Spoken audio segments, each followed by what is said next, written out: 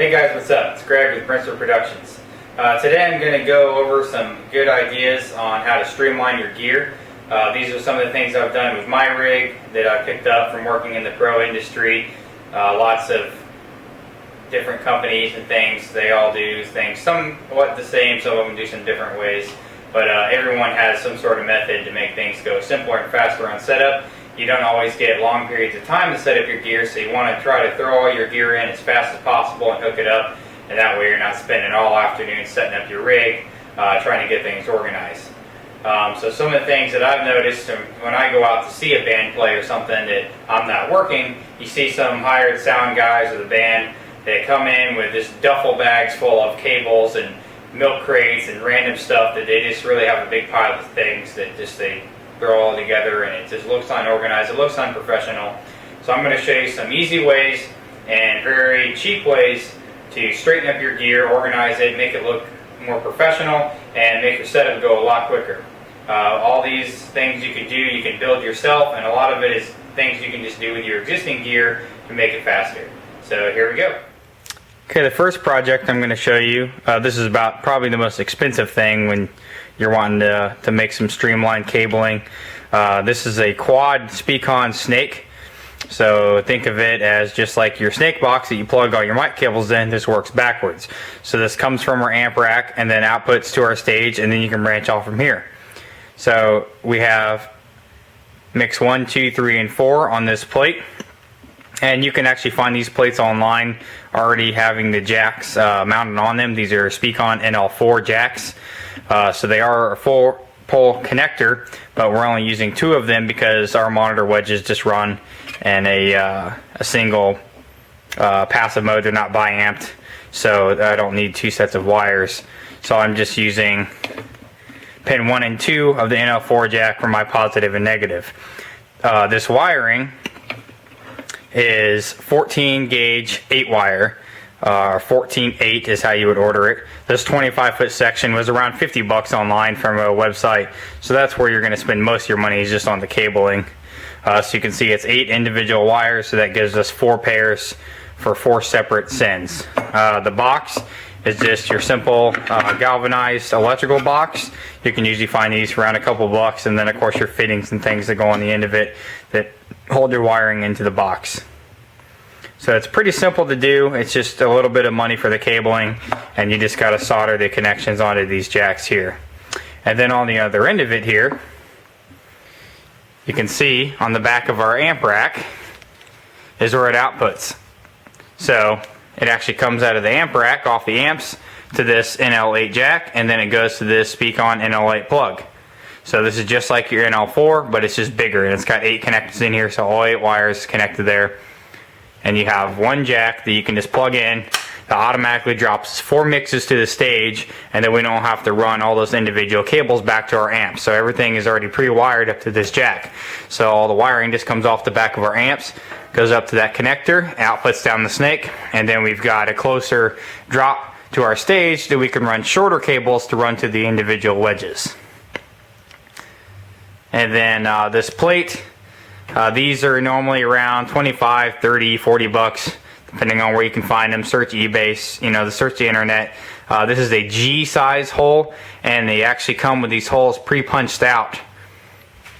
And you have actual 4, you can see 1, 2, 3, and 4 that are numbered. So if you had multiple sends, you could do another one of these and put your front of house speakers on them if you wanted another drop. We don't have that set up for ours yet, but we're probably eventually going to do that, so we just got spare holes right now. So you just got to look for the bigger size hole, because it is bigger than what your NL4 uses. So there you go, that's that project, and then I'll show you the next one. Okay, so next we have the snake head here. Now normally this would be sitting on stage along with the amp rack. What I do, and this is what a lot of pro industry stuff does, a lot of people, will come in and they'll have like all their random cables and boxes or duffel bags or whatever they carry their stuff in, and they got to go through and plug each individual cable in. So what you see in the pro industry, and what I do with all of my gear, is you make what's called a cable hod. So basically these are all, I have 1/4 inch outputs on my snake. Everything is labeled left, right, and then I have mix 1 and 2 set up in this rig right now. I'm going to set up for 2 monitor mixes. And all the cables are simply just electrical tape together. So it's kind of hard to see here with the lighting, but I'll try to show you that there. So you just make your run, get them all the same length, plug them in together, and then you electrical tape them all together. So now I've got one solid hod of cables instead of having to run 4 individual cables. And then I use these plates on the back here. You can get these punch out plates for around 25 bucks. So you can see I've got XLR inputs on here, and I've got aux 1, 2, 3, and 4. Like I said, I've only got 2 monitor mixes running right now on this rig. So there's a breakout here, and my cables are all labeled on that end, so I have 1 and 2. And then my main left rights, so I have left and right. And then this is just one big lump of cable, so I don't have to run 4 individual cables from my snake. I just drop this one cable in, and I got my 2 monitor mixes in my left right. Same thing on my outputs. So instead of having to come off the back of my amps, like down here, and you're trying to figure out which amp goes where and which goes to the tops and which goes to the subs, I make it simple. Everything is already pre-wired in the rack here, and you see these guys here coming out. All the inputs come down into these for my monitors. My inputs from my main left and right go up through all of my processing gear and everything that's in the top of the rack. So that's all hardwired in there, and then the outputs come back to the amps. And the amps output power for the NL4 lines are right here. So I have left, right, and then my subs. You could, if you're just running your subs and bridge, you could run just one output and then bridge them together. But I don't with my rig, just because I'd have to run a long cable all the way to one sub and then jump across the other sub. So I just run it in mono in 2-channel. So it receives a mono signal to the amp, but it puts it out of both 1 and 2 outputs, and then I don't have to worry about bridging my amp and running, you know, one big series of cables around, so each sub gets their own cable. So here, that's a nice little easy thing to do with your inputs, instead of having to run all these individual cables every time to your amps and to your out of your snake and everything like that. This makes it go a lot quicker, having everything streamlined. And if you have someone helping you, all they got to do is follow the numbers and match them up. If you want to get even more simple, you could color code everything. So I just got all the same color tape. This spike tape comes in almost any color you can think of. You can get it in red, green, blue, yellow, hot pink.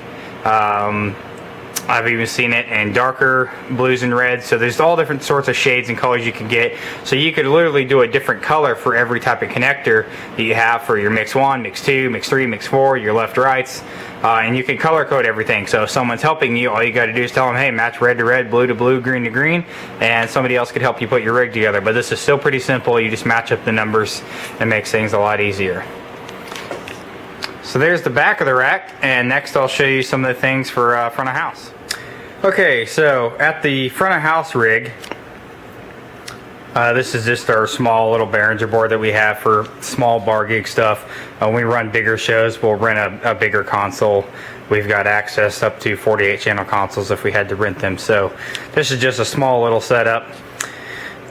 So I don't have any of the inputs in, but just to show you on the outputs, I always leave these same type of thing hotted together, my left and right, in the back of my front of house rack. So I've got my 31 band EQ and power conditioner things in my front of house rack, and the power supply for my mixer. A lot of people always lose these IEC cables because they unplug from your gear, and then they lose the cable. You got to figure out, oh, where's my power cable? I just leave it plugged into the back of my power conditioner, so when I open the lid off my rack, all my cables are there to plug into my mixer. So I've got power, left, right, and then they all run, and they stay up inside the front of house rack. So you can see I got my rest of the hod here. So these are 25-foot cables, so I would have lots of length if I have to put my rack further away, but I just leave them all tucked up in there. And then the snake, you could make another little pigtail out to hook these in, but since it is just a couple of lines, it's easy just to hook those in and leave your inputs in. So your output, your snake come out. Here's another handy thing to do to save life of your snake. This is on here for a reason. These steel wires that come on there is meant to be a strain relief or to pick it up and carry it. So you never want to grab your snake by the ends. You see a lot of people and amateurs handling gear that they're pulling on the ends and things. That really degrades the life of your gear. Connectors are obviously not meant to be pulled on because they're just soldered on. So you can always find some sort of hook or something from your latches, or part of your table or something, just anything to connect these two, and then this takes the weight off the snake rather than all the weight being on your connectors.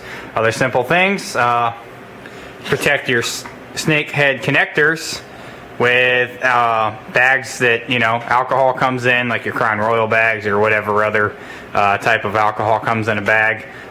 Sometimes you can just find other little bags at your craft store or whatever, but these things work great. You see this used a lot. This is almost like the industry standard bag for your fantails of your snakes. Wrap this over the end of your connectors, and then when it's sitting in your trunks or totes or whatever you carry your gear in, you're not going to worry about ripping your heads off of your snake whenever you pull all your cables out. So that's a simple little thing for front of house. I'll show you another little trick for power. Okay guys, the last tip I'm going to show you is some things about power. This is what you do not want to use. See this done a lot in the amateur world. You will never see a power strip ever used in anything in the pro industry. Reason why is they do not protect your gear. Power strips are meant to plug in like your home electronics, things that draw on a little low amperage. Power strips are only good for about 15 amps, and the little surge light on these is meant for incoming voltage. So if you had some sort of electrical storm or spike, so it doesn't fry out your electronics, it's meant to flip this. This is not meant to be a current overload for plugging too many things into them. Now if you're working with your power amplifiers and all your rack gear and stuff you have plugged in, and you're pulling high amperage, you can actually find videos of power strips overloading and catching on fire with this switch never breaking. That is not, you know, like a manufacturing defect. It is simply the power strips are not meant to handle that type of current draw. They're meant for electronics and things like your computers in your house to plug into, that's fine. When you're dealing with professional power amplifiers in your rack gear, you don't want to use one of these. You want to use an actual Furman power conditioner, or there's other brands out there, but that is what you want for multi-outlet use, is a power conditioner. Now, if you need multiple outlets on your stage and running like your extension cords to your other type of gear, you can make one of these. This is called a stage stringer. This is the thing you will see used in the pro industry all the time. I work with this in the pro world quite a bit. You see these in dual outlets and quad outlets. And what this is 10-3 wiring, which is a heavy duty gauge wire. This will pull well over 20 amps and be just fine. It won't get hot. It's just a standard Edison plug on the end of it that you wire. And then when you come to your boxes, you hook to your plugs, and then your other end just comes out and you daisy chain around. This one is about 25 feet. It's got 3 boxes on it. I'll show you the inside here. Basically what you see is it comes in from the extension cord here. It breaks off to these wire nuts, and then just to make it easier to hook onto the actual screws that are on the side of your electrical outlets, we pigtailed off a piece of solid copper wiring like you'd find in Romex wiring. This is perfectly safe. It's wire nutted properly. The gauge of wire is fine for the amperage draw, and it's in a protective galvanized box. So these things are heavy duty. These, you know, you can bang them around. They're not going to get smashed. You see this used all the time in the pro industry. It also has a female end on it as well. So as long as you're not drawing more than the actual breaker that this is plugged into can pull, you're perfectly fine by plugging multiple things into this. Like I said, the cable is good for over 20 amps. Most industrial breakers are going to be a 20 amp breaker. So whatever venue you go into, which is usually, you know, going to be your bars and stuff like that, maybe hotels if you guys are doing DJ stuff, or you play with a band that does some hotel rigs. Most of those outlets are going to be 20 amp breakers. So just check with the management, check with somebody that might know, hey, where's your breaker panel? Do you know what size outlets are on there, to be safe that you're not pulling too much. If you do pull too much, it's fine, because that's just going to flip the breaker. Those are designed to flip when too much current is drawn. So if you get too high of amperage, you might just have to split your gear up, put some stuff on a couple different circuits.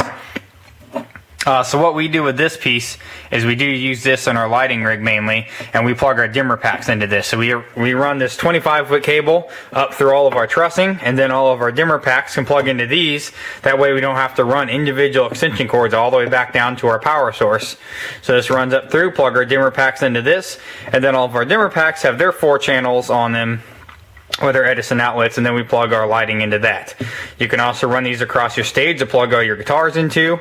You can run these behind your racks, you know, for your gear on stage. So you could plug this in, tap your amp rack off, and then plug a couple other items into it. Just try not to mix lighting and audio because you can get some cross buzzing sometimes and the lights dim and things. You don't want that in your amps. So if you can avoid it at the venue you're working at, try to use separate breakers. Then again, things like power conditioners will filter out some of that depending on the gauge of power conditioning you get. You know, they have different levels. Some of them will see Series 1, Series 2, Series 3. Those are different series that cancel out external noise. But if you can avoid it, try to separate your power. This is pretty much it for the video.